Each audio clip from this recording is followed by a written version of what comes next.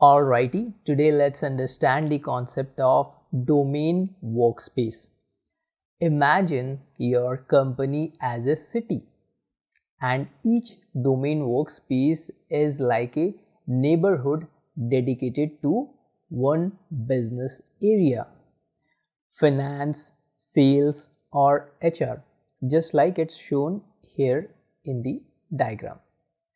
Inside each neighborhood, multiple houses, that is workspaces, hold data assets, pipeline, and reports that belong to that domain.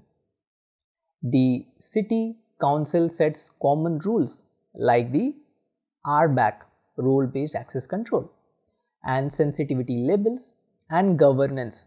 So everybody in the neighborhood follows the same standards.